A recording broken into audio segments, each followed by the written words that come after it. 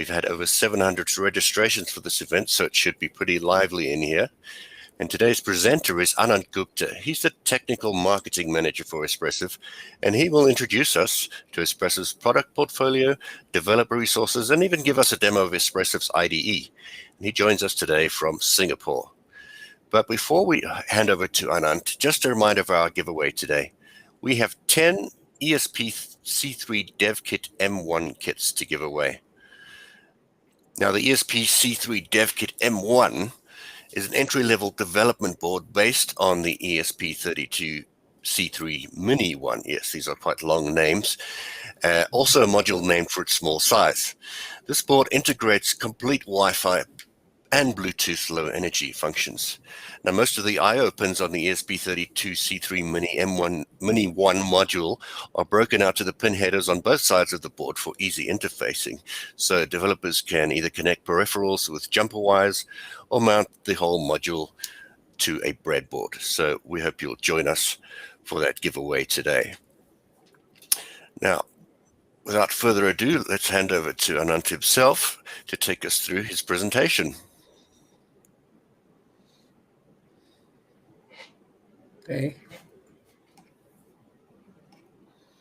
Okay, so hi, welcome everyone. Thanks for registering. And yeah, it's lovely to see everyone there. So we see a lot of attendees already in place.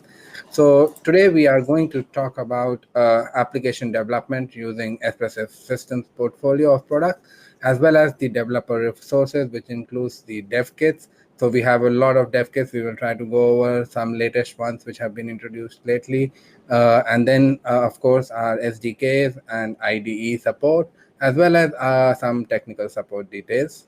Then we quickly go over an IDE demo on how you can install and maybe build and flash your projects simply on any of our Espressif dev kits, or to be said any other dev kit as well which supports Espressif products. And then we have a Q&A session. So quickly moving on. So yeah, so let me try to first introduce to you our different product portfolio, and then we will build on top of it, then which all dev kits use which all products onto it. So yeah, let's begin from 8266, which I would say was kind of an IoT game changer by introducing Wi-Fi integrated onto the single MCU and providing a different world of connectivity to makers as well as developers and companies. And it really helped us to build a very strong community. And it's still one of our most popular products till date. So it runs a single core N-Silica 32-bit MCU with Wi-Fi 4 and very standard MCU peripherals on top of it. Then 2016, we introduced the ESP32, I would say the legendary ESP32, which has been our flagship product for many years now. And it's still one of the most popular products for our customers as well as in the maker community. It boosts a high-performing dual-core Extensa 7 running at 240 megahertz, as well as integrates the Bluetooth as well as BLE combo with Wi-Fi on the single chip. It has expandable PS RAM, it has expandable flash, has security features added to it. So it's all in all, it was a very powerful beast, I would say. Then coming on to 2020-2021 timeframe, we tried to diversify our portfolio into the C series and the S series. The C series was basically to introduce on a extension of the 8266 for more connectivity kind of applications. So it was also our first RISC-V product, the ESP32C3. So it's a RISC-V running at 160 megahertz, integrates a Wi-Fi 4, which is BGN, running at 2.4 gigahertz radio, as well as a BLE 5.0 with long-range support. And then also it has the standard peripherals. And then we also had the ESP32C2, which is basically a more optimized version of C3 in terms of slightly reduced on-chip memory, so reduced from 400 to 270 kilobytes, and then have a slightly lower performing core at 120 megahertz instead of the 160 megahertz. And then there are three SoCs, which I would like to talk in a little bit more details. So the first one being the ESP32S3.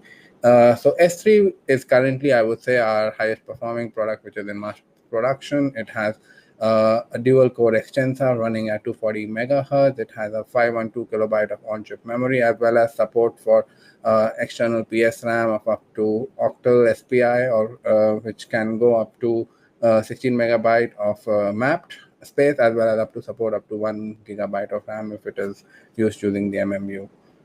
And then we have connectivity, which is same as the C3, which basically means it has an integrated 2.4 gigahertz Wi-Fi, which has a BGN support and going up to 40 megahertz channel bandwidth, as well as the BLE 5.0 with long-range support. This product also supports Wi-Fi and BLE mesh.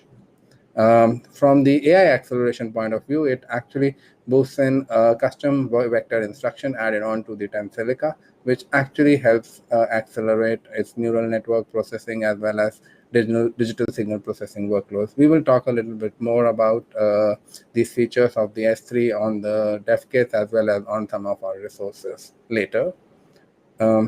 It adds a lot of good security features. The C3 as well has the same security features. We add the secure boot. We have a flash encryption. We have cryptographic accelerators for like SHA and AES, as well as HMAC.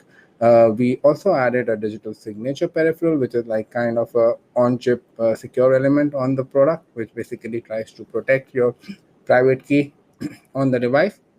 So once the private key is programmed with the digital signature peripheral, it ensures that the private key is not visible to any of the software in plain text, or all the operations which require the access to the private key or processing like signing or authentication. They all use the digital signature peripheral, and you just get the desired result. So there is no access to the device private key in plain text. So basically it tries to protect the private key within the hardware itself. And then we also have something like a world controller and the APM, which is Access Permission Manager, and they try to combine and form the trusted execution environment infrastructure, basically, which allows us to have a privileged zone and a non-privileged zone. So basically, we can have privilege separation in the application. So the application can decide which part of software has higher access and which can have a lower access in terms of memory as well as peripherals. And then it also boosts a lot of HMI capabilities. It has 44 GPIOs, out of which 14 can be capacitive touch inputs, so which can be used for a lot of touchscreen kind of application. It has a parallel display, which 16-bit, which can support up to a 720 by 480p screen with up to 20 to 25 frames per second resolution or refresh rate. And it also can support the speech recognition using the using the extensor extension which we have on the workload. So this is using the ESP Skynet framework, which is used to have the speech recognition and offline wake word engine detection as well. Next, we will talk about the latest product on the C series, which is the ESP32C6. It is our first Wi-Fi 6 product, which basically means we have support for 11AX, which comes with features like TWT, OFDMA, and others, which are very helpful for IoT applications to have low power, higher range, and more importantly, more number of capacity. Basically, when I say capacity, it means more number of devices connecting to the same access point. So next we have the single core RISC-V running at 160 megahertz, but it also has a single core LP core, which is basically a low power core, which can go up to 20 megahertz, and it has 32-bit low power core, which has access to all the peripherals, which also has access to the memory map, the SRAM, as well as the flash. So basically, all in all, you could actually run the complete application as well on the low power core. Try to have it run majority of your application, not all, and then only wake up the high power core when you really have something to do that workload or to do a transmission which requires the HP core to do the processing.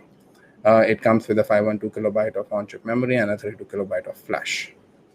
And then there are 16 kilobyte of low power memory as well on chip, which is retained even in the lighter deep sleep mode, which is there. So we talked about the wireless connectivity. It is 11AX support. It also, of course, includes the BLE 5.0 long range support as well as BLE mesh support.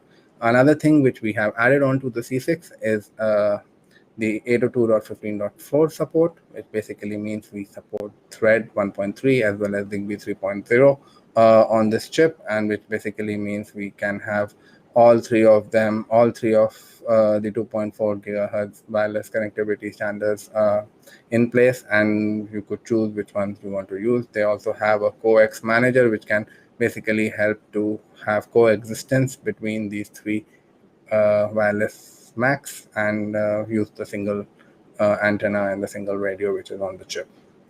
From peripheral point of view, it has all the standard microcontroller peripherals like SPI, UART, I2C, 2I, which is CAN, and PWM, etc. It also has a 12-bit ADC as well as temperature sensors. And then from security point of view, it has all the security features which I had just described for the ESP32C3 and the S3. And so, yeah, all in all, I think it's a very powerful product for the latest generation of connectivity. And then the next product I would like to talk about in a little bit more details is the ESP32H2, which is our first product, which is non-wireless, I would say, non-Wi-Fi, which basically means it has BLE as well as 802.15.4 radio. So it is basically target for mesh applications. So it can be used for a Zigbee device, a Thread device, or a BLE only device kind of functions. And it has a single core RISC-V running at 96 megahertz. It has 320 kilobyte of on-chip memory, which is very, very good for running most of the applications which we are aware of from Thread or Zigbee point of view. And then it has BLE. It also supports a 16 kilobyte of cache and a 4 kilobyte of low power memory, which is retained even in light sleep mode. And then we have standard peripherals like SPI, UART, I2C, and it also has all the same security features as I had just described above. On top of it, we have added the support for ECDSA, which is basically meaning we have support for elliptical cryptographic code, which is ECC support added, and the digital signature peripherals now support ECDSA. And why I want to mention it is because if we are talking about Matter protocols, the Matter protocols require us to have ECDSA-based signed keys only, and we certificates, and we do not support the RSA standard RSA certificates with Matter. So yeah, so as I said, this is important, and that's why we have added that onto the H2 as well. And then there are two upcoming products which are not yet in mass production and not yet available, but they are the ESP32P4, which would be our first dual-core RISC-V core with AI functions, high-performance, low-performance cores, and a lot of peripherals. Watch out for it. There are going to be a few announcements maybe in the coming weeks. So yeah, so there is not weeks, but in a couple of months. So we have something to watch out for here. And then we have the ESP32C5, which is basically our first dual band Wi-Fi product, which has a 2.4 gigahertz and 5 gigahertz support. And it also has the BLE 5.0 with long-range support, as well as the 802.15.4 radio to support Thread and Zigbee. So all in all, it's basically an upscale on the C6 with added support of the 5 gigahertz bandwidth. Okay, so next we will talk about developer resources, which are basically categorized into four categories, I would say. Firstly are the modules and devkits. So there are numerous number of modules and devkits based on the products or SoCs which we just talked about, and it has a lot of different applications and solutions which can be used on those devkits as well as modules. Then we have our development frameworks, which includes ESP-IDF, which is our main development platform, which is running on FreeRTOS. And then we have frameworks like ESP-WHO, which is for face recognition, ESP-ADF, which is audio development framework, as well as for Matter. We have a framework called ESP-Matter. Then we have extensive support for our IDEs, which are integrated development environments. So we support extensions to Visual Studio, Arduino, as well as our own Eclipse-based IDE, which we will look in a little bit more details today. And then, of course, we have different support channels like online forums, documentation, GitHub issues, but yeah, not just limited there.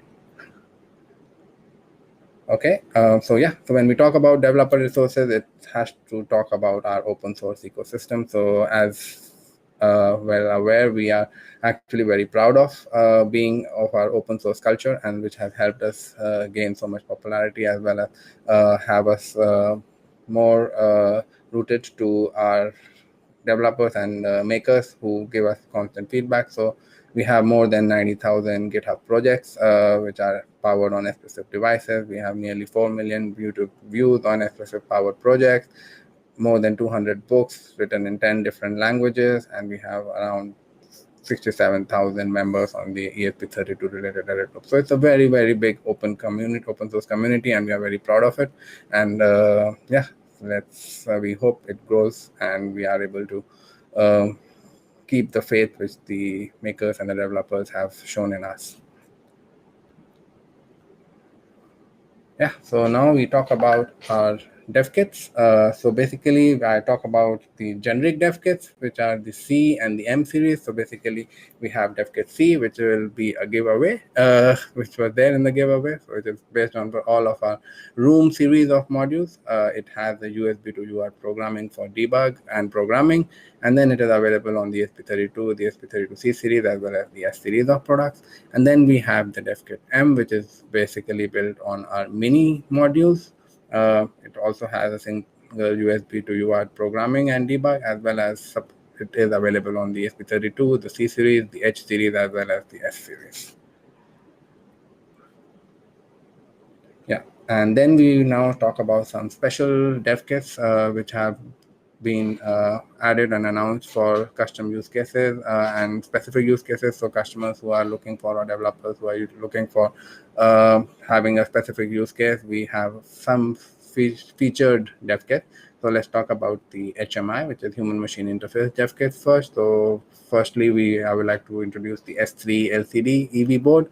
It is basically based on the ESP32 S3 Room 1 module with 16 megabyte of flash and 8 megabyte of on-chip PS RAM. It is compatible with a lot of subboards. So we have two kinds of subboards supporting 480 480p as well as a 480 720p resolution, which is using an RGB, or there could be other parallel displays like 8080, and there is also a possibility to use an SPI display. So so a lot of configurations possible. It also has an audio codec and an ADC amplifier on chip, plus not on chip, on board, as well as dual microphones. It has a USB to serial JTAG, as well as a USB Type-C to download and debug.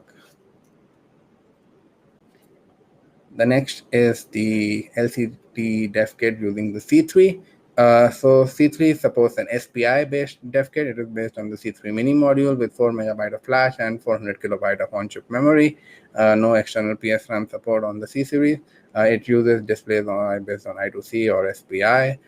So this particular dev kit has a rotatory switch as well, which can be used to control your screen, and it has a push, which can be used as an enter. So it's pretty impressive. You can build very cool applications with this. It also has an infrared module to transmit and receive wireless control, and it also has an onboard audio amplifier for a speaker and audio playback. And of course, it has a USB Type-C connectivity for power as well as download debug. And then we have our latest announced ESP32 S3 Box 3, which is the latest version of the box.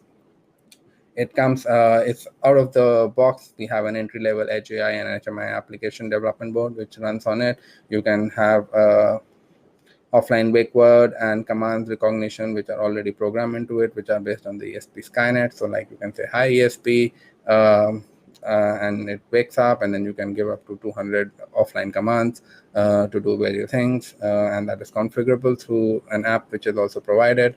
So yeah, and it's a very flexible and versatile. It can be used for home automation solutions like Matter, Home Assistant, as well as the ESP Rainmaker supports it. We have support for visual drag and drop used for the GUI development using LVGL, Embedded Wizards, Quellen Studios. And then, of course, it also supports all the ESP IDF Arduino framework as well. The next is also a pretty cool dev kit, I would say, is the ESP32 S3i. It has basically an on-chip camera as well as a mini LCD display of 1.3-inch screen. So if you have any applications which requires you to have visual camera inputs and you want to do some face detection or object recognition and stuff like this, so it's a pretty cool dev kit to do that. We do support them using our ESPDL framework as well. So yeah, there are interest, please go and check it out.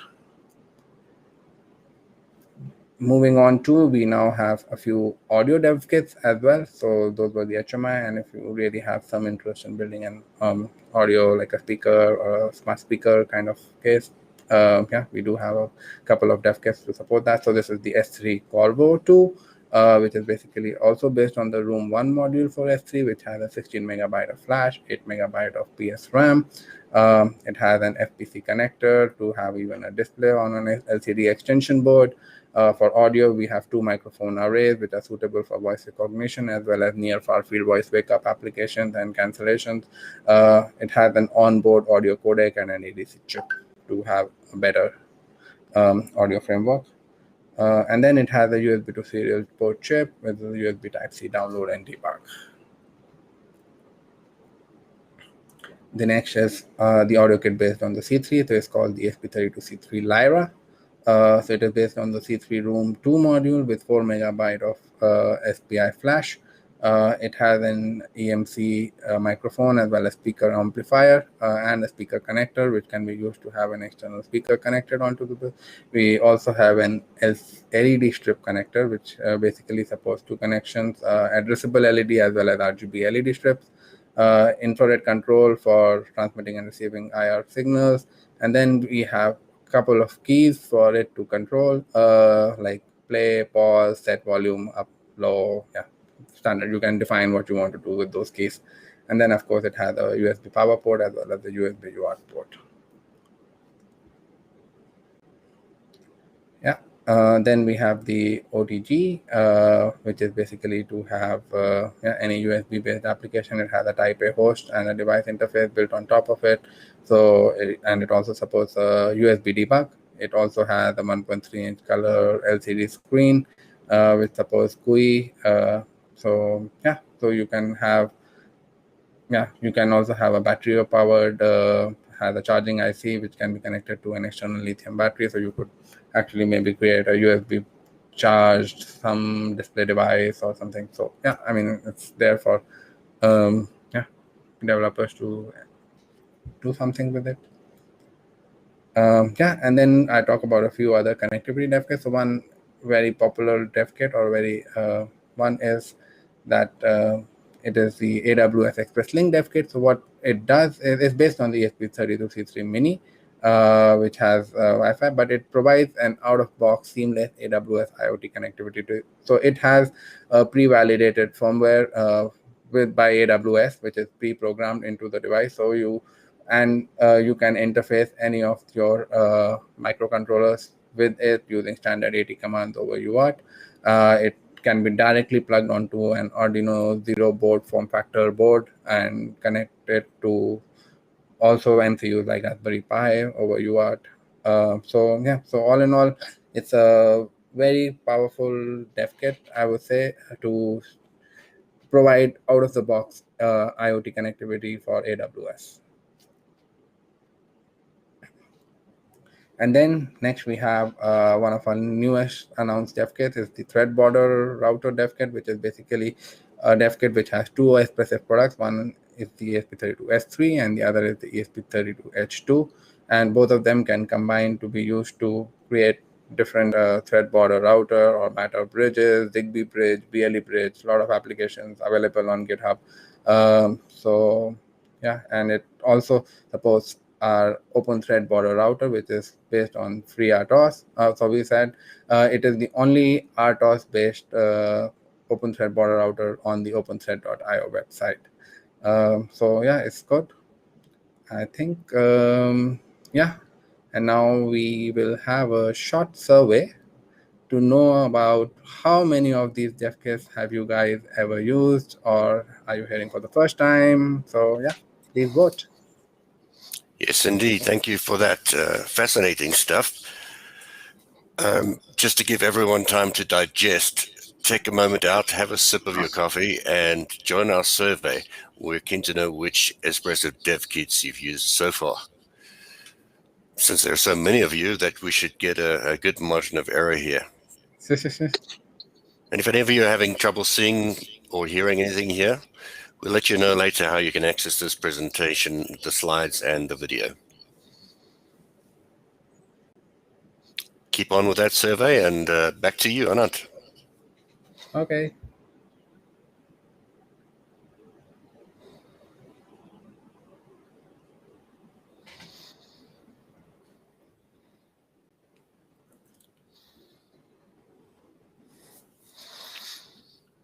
Nothing for the HMI dev kits yet. Yeah.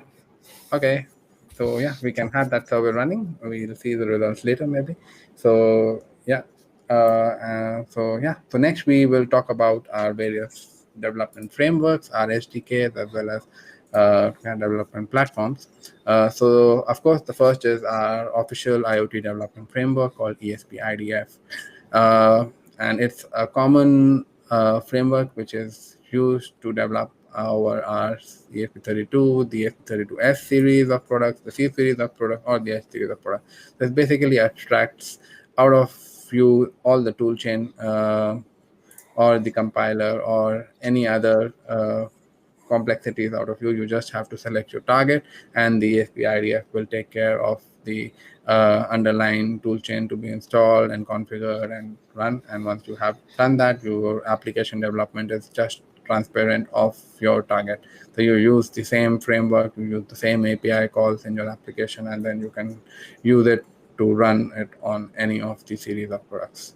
Right. So this is, I think, very powerful, and we hear a lot of positive feedback about it. But yeah, if you please also provide us feedback here if you have any questions regarding that.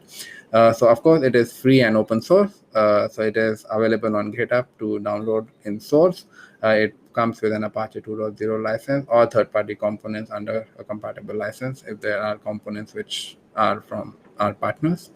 And then, of course, it is maintained under a strict and a rigorous release process and a support policy. And users can choose stable releases or can use the master branch if you want the latest features. But we have very periodic stable release versions coming out, even for past versions of major releases, as well as minor releases on the latest ones. It comes with a lot of support for software components, drivers, network stacks, multiple protocols, implementation techniques, user assistance for a lot of common applications. It also provides building blocks for any kind of application which is required. And of course, we do support IDEs like Eclipse and VS Code, which we will discuss a little bit more in detail. And then, of course, it is resourceful in the sense that it has off-the-shelf examples which are productizable. So you could actually just use those examples and create products directly out of them for various different peripherals, as well as support of different components and peripherals, as well as our various other solutions which we have. So it's a very powerful framework, to be honest, and it's helped a lot of customers to develop products out of them. So next, I will briefly talk about ESP2, which is basically a face detection and object recognition framework based on the ESP32S3. So it runs the ESPDL framework, which is the deep learning framework on the ESP32S3, which basically makes use of the custom vector instruction which we have on the extensor and can accelerate your neural network as well as DSP workloads. And we have API calls for those functions which can basically customly use to use those extensions and have a better performance. So yeah, of course, basically what it means is you could have a very optimized, cost-effective face detection, object recognition kind of a application running locally on the edge on the microcontroller itself. We can do up to 10 frames per second on this, and it has object tracking as well as hand gesture recognition kind of stuff as well possible. So yeah, so possibilities are immense. The next is the ESP32S3 for speech recognition. It is basically based on the ESP Skynet, which is basically a WakeNet plus a multinet and an audio algorithm. So basically, WakeNet is basically an wake word engine detection. So basically, you are totally offline, you are not connected to the internet, and you are in a very low power state, and you can still recognize the trained wake word engine. So there are already a few configured, but if you require a custom wake word engine, wake word to detect, it can be trained using some samples of that one. So it's expandable.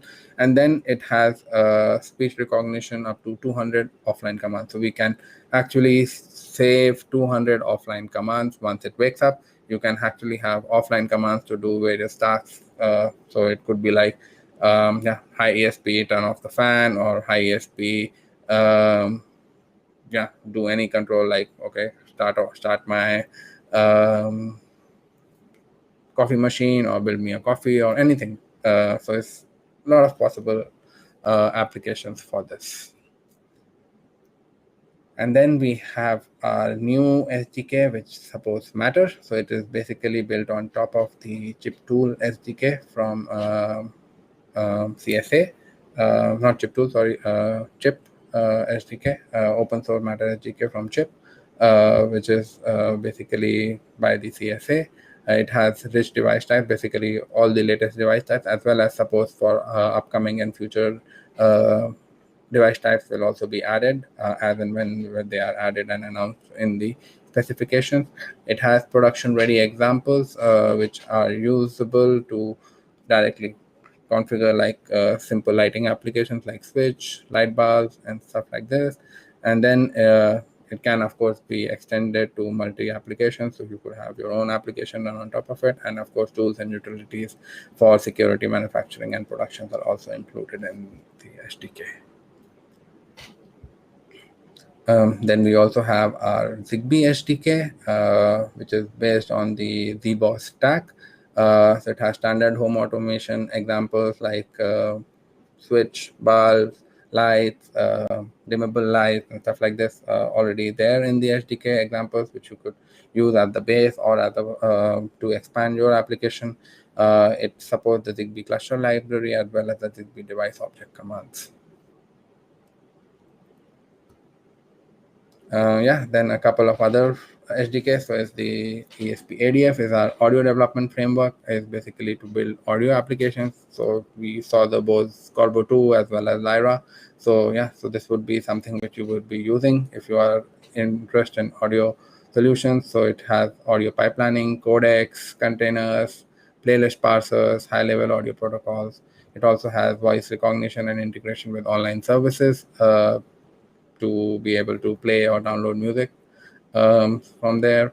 And then we have the ESP-DL, which is basically the base for ESP Skynet as well as ESP-WHO. It implements an optimized kernel and various models.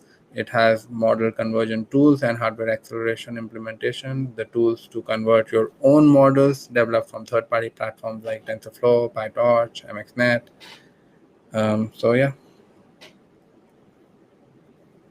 Then we have our IoT solution, which is basically our end-to-end IoT solution, which is provides you 4 things, which is the device firmware as well as cloud backend connectivity, which is based on the AWS cloud. It also has voice assistant services as well as a phone app integrated to it. So ESP Rainmaker is also a complete framework available to develop your IoT solutions from scratch, and you have to just worry about your application development and forget about all other complexities which are associated with it. And then we also have another tool which is called ESP Insights, which is a remote diagnostic or debuggability tool. So it basically provides insights into your product. So it can be used to debug or monitor your on-field devices. So you can send logs, you could send some custom metrics which you want to observe, and you can plot them. You can also enable crash logs to be posted whenever there is a device crash or a reboot. You can monitor that. So it provides you a lot of information about your devices, on-field devices. So basically, it helps you remote debugging your deployed devices as all your test devices as well, right? So you don't have to physically be present and the device to start debugging. And then we talk briefly about our IDE support. So basically, we support Visual Code Extension, which is very popular among programmers. So it is a very quick configuration to ESP extension based on your Visual Code. You can easily build, flash, and monitor your code with Espressif chipsets. You could debug using the ESP debug adapter. There is heap tracing. You have system view tracer. And then, of course, you have a GUI SDK configuration editor to configure your menu config from IDF to have your components, IDF components, as well as your application configurations available in the GUI format. And of course, it also has a partition table editor, which you could have define your different partitions of different sizes or how you want to partition. Next, we do also support our framework on the Arduino IDE. So of course, it's not supported on all of the SP platforms right now, but of course, it slowly catches up. So IDE, of course, our IDF is also the latest, but we do try to keep and maintain Arduino as well up to date. So it currently supports ESP32, S3, S2, C3, and it has a lot of examples for various functions and the peripherals supported for it. And of course, it works on all three major OS, which is Windows, Mac, as well as Linux environments. And then we have our own IDE, which is the Espressif IDE, which is based on Eclipse. So it is easy to use. Just use the Eclipse environment in base, and you just have it. It has an installer for Windows as well as Mac OS and Linux. You can have auto configuration of build environment variables. It has the integrated toolchain configuration. You have project with us to get started with IDF examples. So basically, you could just pull in an existing IDF example onto your Eclipse environment. It has a serial monitor integrated to it. It also has the menu config integration as well. So now we briefly talk about our support. So basically, we offer support from different directions, I would say. So firstly, we offer a product selector tool, which is on our website. So you could actually go and choose what kind of peripherals you need, how much memory you need, how much clock speed or performance you need, and then you can get the list of products which match your criteria, and then you can choose based on that. So it's a very powerful tool. It basically gives you a lot of information firsthand as well. You can actually use it as a comparator tool as well to compare different modules and SoCs as well there, and the feature set which they have. Of course, and then from our hardware technical support, we provide schematic and layout review services for our customers if they are available. We support RF matching and performance matching support, and of course, our documentation is available free of cost and is an open source, is available free on our website. You just go to docs.espressif.com and you will see plenty of documentation there for our different modules, different SoCs. From software point of view, we have development environment setup guidance as well as basic idea of application framework understanding. We have custom support, not limited to networking and peripheral drivers. We can do if there are very specific custom requirements. We could do it for certain customers. And then we have support for mass production. Basically, we have pre-provisioning as well as pre-programming services as well as mass production test solutions for customers to be able to go to production faster and not be worried about complexities of adding these pre-provisioning or adding DAC certificates to your manufacturing process. We do also provide certification assistance for different kind of certifications, be it for Wi-Fi certifications or FCC or any of regulatory certifications, as well as for any protocol certifications like Matter. And of course, we do have subscription to our product or process change notice. So if we have any security threat or quality issue, we do provide a PCN to our customers who are subscribed to it. So with that, we would like to now show you a quick demo. So yeah, here we go.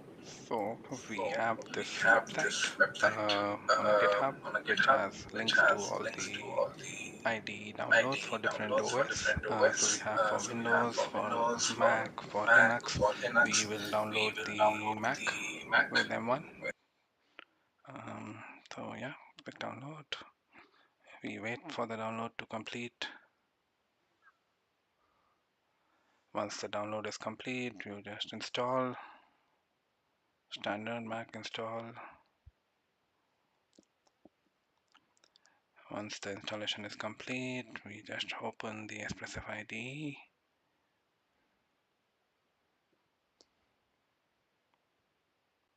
You give a path to the workspace.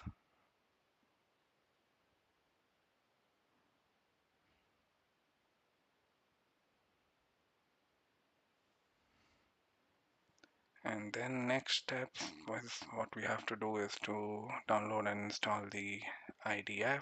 So for that, we go to Espressif and download and install the IDF. So here we have option to download or use an existing one. So we will use a download and we select the folder to which we want to download.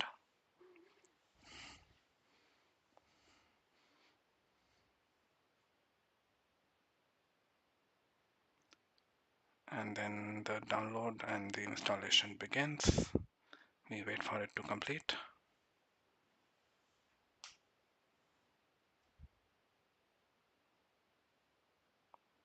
Once the installation is complete, you can now select the device type target. So we have a ESP32C3 Devkit. So we will choose the device as ESP32C3 and just give it a name, C3 Devkit. And then we select the COM port to which it is connected. And then we have our target setup. Now we create a new project. So for creating a new project, we do File, and New, and then we do a new IDF project. We can reuse the existing example, so we will just reuse the scan example which is there in the IDF. So yeah, we use an existing example, scan, and then we import the project. And then what we could do is, yeah, we could browse through the project, see the file, browse through the code, and do edits if you want to do. And then we can do a build in Flash. We wait for it to complete. The build is complete, the Flash is now complete. And now we can see the monitor. We open the terminal to see the monitor, and we could use the IDF monitor command. So just to show you that we could also use terminal as well. We also have a monitor option to directly just open a monitor terminal. But here I just try to show you that we use the monitor command on the IDF to connect, and we see we get connected to the same port. And here we see the scan running, and these are all the access points which are available nearby, which the device can connect to. It has done the scan complete. So yeah, so this is just a short demo to show how we can use the Espressif IDE.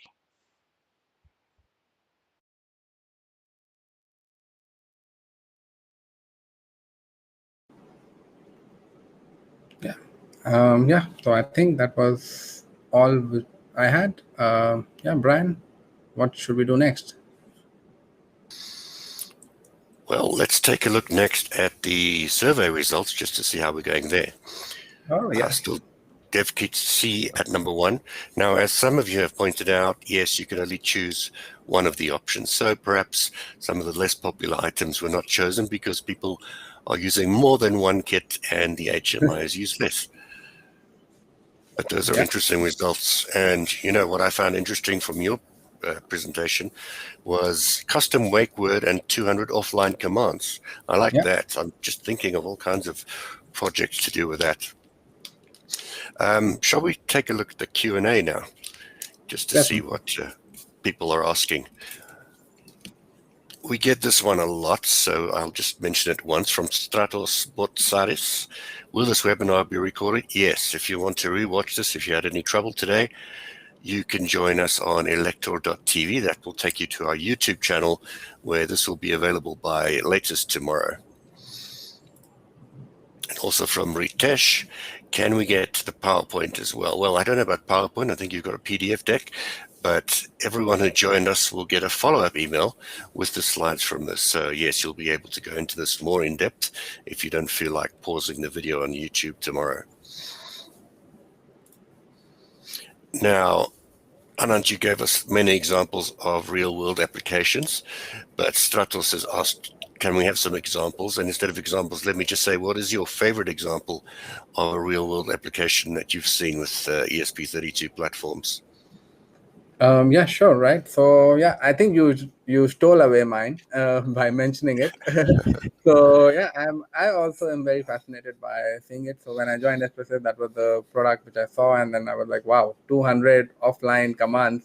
There is so much possibilities with it, and I have a S3 box at my home as well, which I use to just play around with it. So yeah, I would say that's a real world application example, which is has practical application or implementations to a lot of applications, and we know customers are using it for appliances or for coffee machines and stuff like this. Like, so yeah. Cool. You also teased some upcoming products such as the ESP32P4. Ritesh asks when that will be available. Sure. Yeah. So ESP32P4, it should go into mass production maybe late this year, early next year, and you should see sampling definitely end of this year. Great. So that takes us to the next one from Ivan. C5 looks like a good chip, but it's not released yet. Any ideas on release date for that? I know we're jumping ahead now. Yeah, sure. So definitely, right? So C5, yeah, it's an impressive chip. It has the first dual band 5 gigahertz support from Espressif. Yeah, from the last knowledge I have, I think it should be also available early next year sometime. Okay, and then from Ivan, is there some type of socket or contraption that an ESP chip mini-series can be put in for programming? Yeah, mini chip, I assume it means the mini modules. So yeah, I mean, so we do have one. I think it's there on our website. It's under the programmers section on our website. You can go and have a look there. So there are programmers on top of which you could just put this chip and then do the programming or flash it. Okay, and then from Edward comes, what audio codec do you use? I'm sure you support more than one, but can you tell us anything about the audio codec utilization on ESP32? Yeah, so we do support the standard ones, general. So there are, of course, multiple ones as well. The exact specifics of it, I will have to get back on it. I don't have the exact details on which exact codecs we support, but there are multiple. I can definitely post it along with the video link we have there later about this question for sure. Great. Daniel asks, within the programming languages, which one do you consider best suited to the ESP32?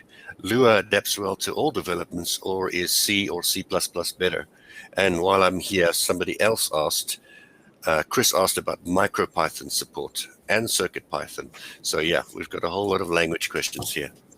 Yeah, that's quite good. Yeah, so inherently, if we talk about ESP IDF, yes, we do support C and C++ natively to it. It's all written in C and C++. So definitely that's the language which we are supporting on the IDF. But having said, MicroPython is also something which is supported on the ESP32. We have some examples there as well to run MicroPythons on S3 as well as the ESP32. Great. So no shortage of support there.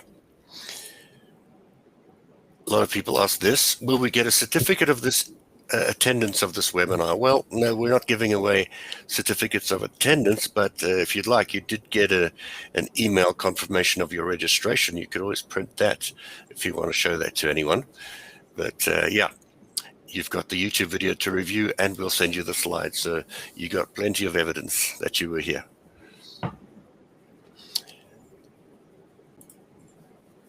Ritesh asks how ESP insights can be used at a remote location. Okay. So yeah, very interesting question. Yeah. So when you mean remote, it means that you are not in the same location as the device, right?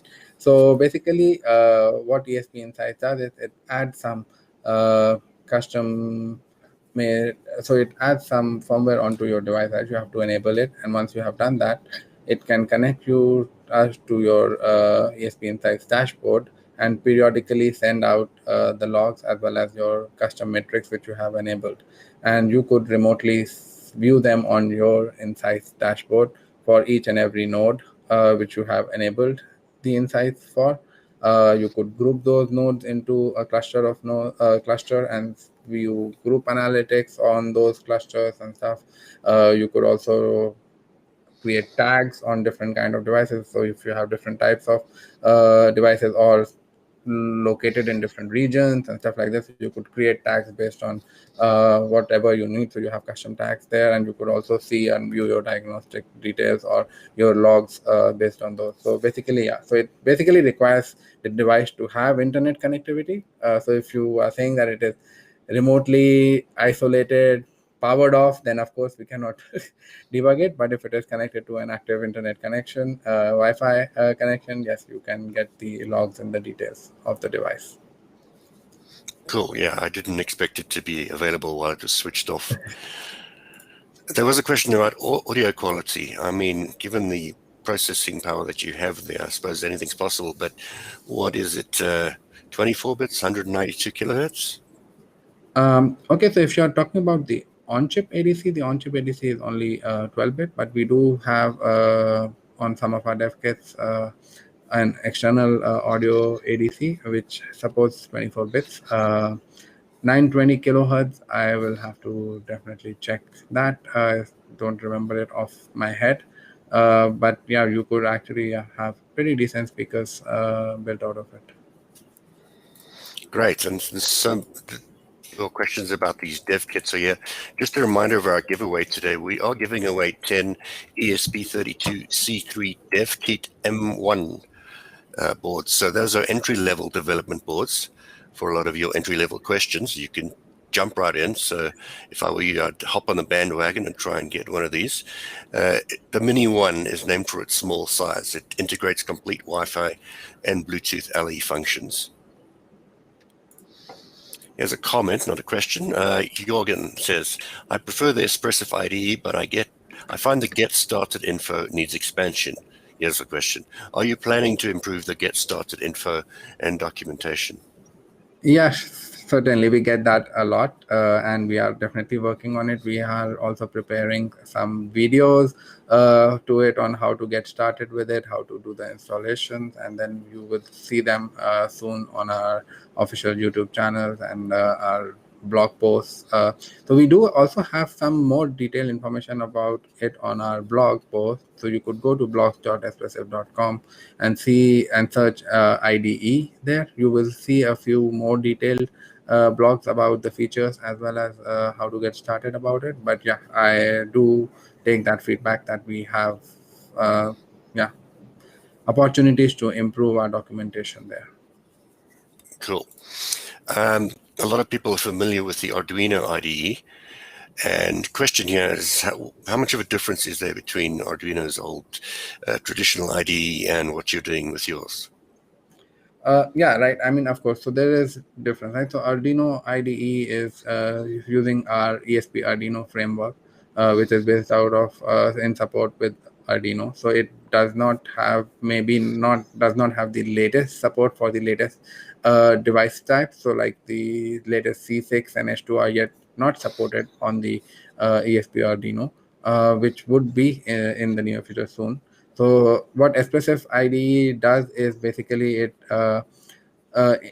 helps to provide the IDF in a more graphical view, right? So that's the idea behind it, to have IDF as well, IDE for IDF, which is basically the latest support for all our products and chip revisions. Yeah, well, I did my first ESP8266 project in 2015, and back then there was so little documentation that I just used the AT commands and hooked it up to an Arduino. Yeah. So I was kind of using both. To have a full IDE now is a luxury in either world. Question from Vilas. I'm currently developing a product on ESP Now and Wi-Fi mesh. Can we have coexisting firmware, I guess, on the ESP32? Sure, right? So ESP Now has coexistence support with standard Wi-Fi, which is basically Wi-Fi in station mode.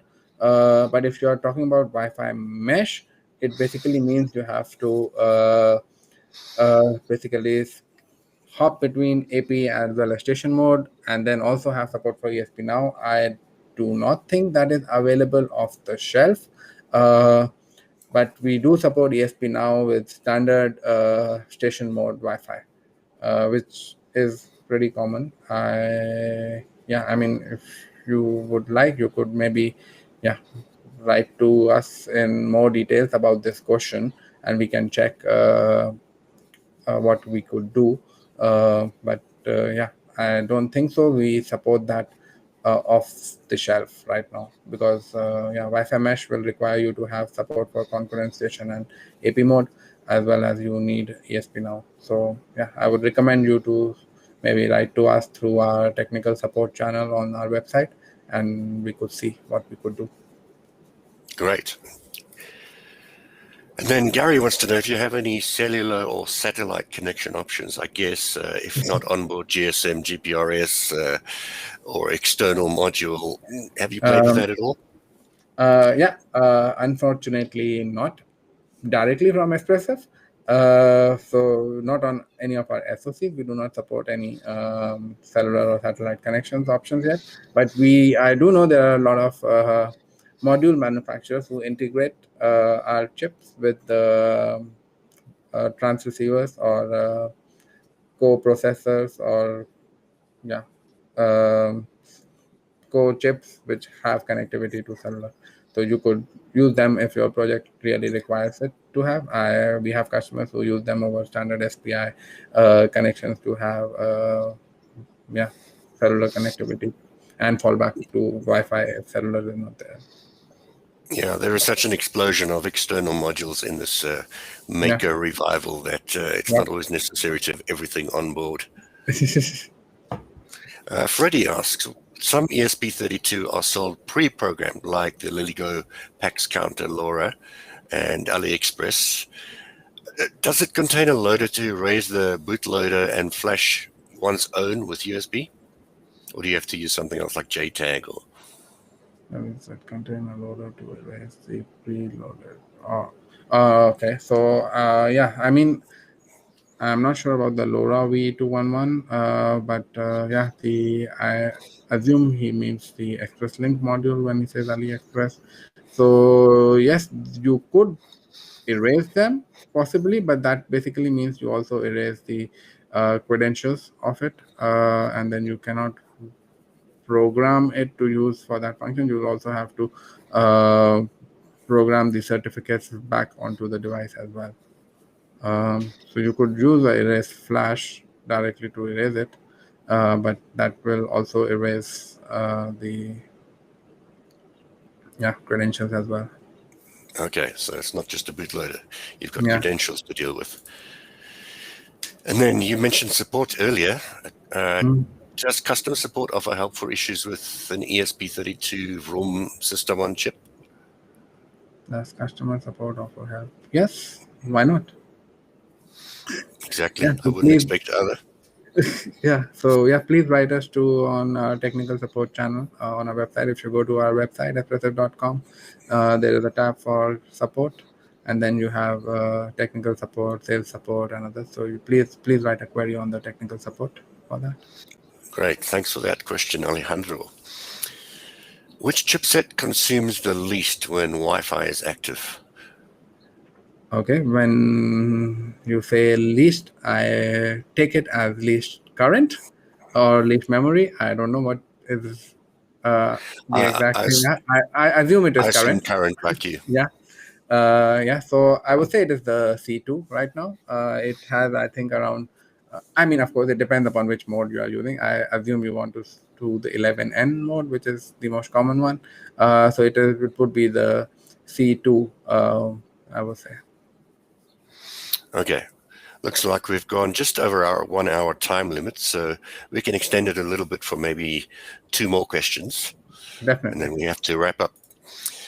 Eric asks, today we have the choice between Arduino IDE, VS Code, Platform IO, Espressif IDE, and probably many more.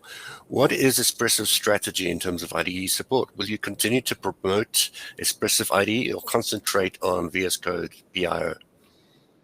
Yeah, sure. So we will definitely continue to support both of them. Definitely the VS Code Platform IO for sure, as well as our own Espressif IDE, which is there, which we have tried to bring it to, because I think the advantage with Espressif IDE is it's very much strongly integrated with the IDF. And of course, it's on a standard Eclipse environment, which is very familiar to a lot of developers. But having said that, we definitely understand the importance of supporting on VS Code as well as Platform IO, which is also going to continue for sure. Great. And now I'll squeeze 2 questions in at once. Eric asked, can you please say a few words about Rainmaker, roadmap, new features, etc.? But somebody else asked about payment. What does it cost, and is it a subscription model, and so on?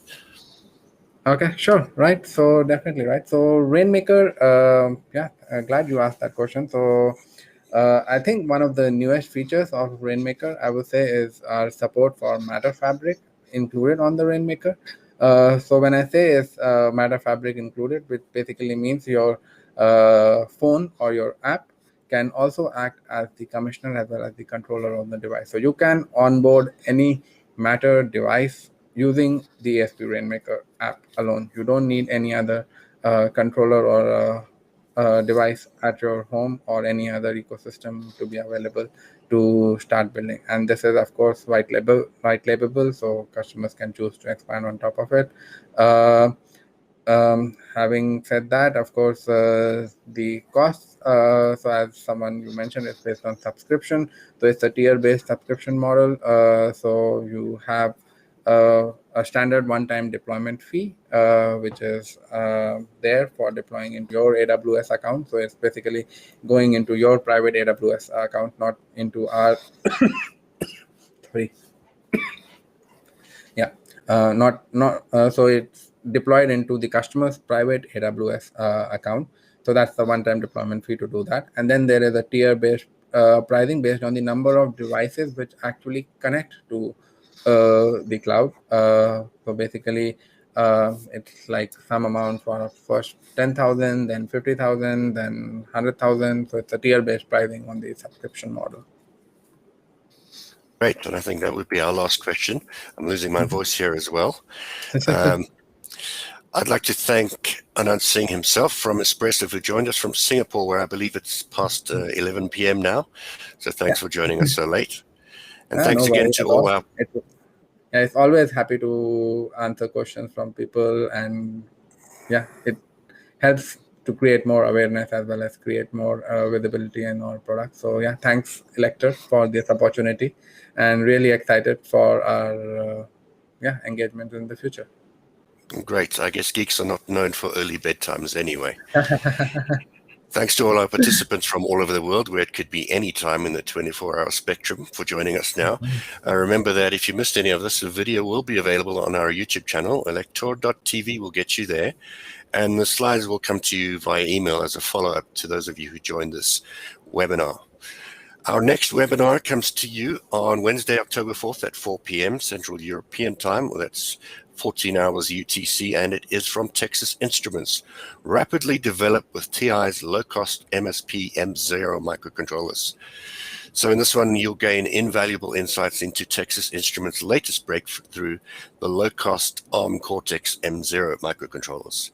And Anant's still with us because also upcoming in December, we're planning to have a follow-up webinar with Espressif. So keep your eyes on our website. You can go directly. You see the link on the screen, electormagazine.com/webinars, where you'll see a list of all upcoming webinars, and we'll be adding new ones as time goes by. So join us for that. Thanks again to Anant, and thanks to all our participants. And join us again soon for another webinar from Elector. Hey, thank you, Brian. It was great. Cheers. Thanks, everyone.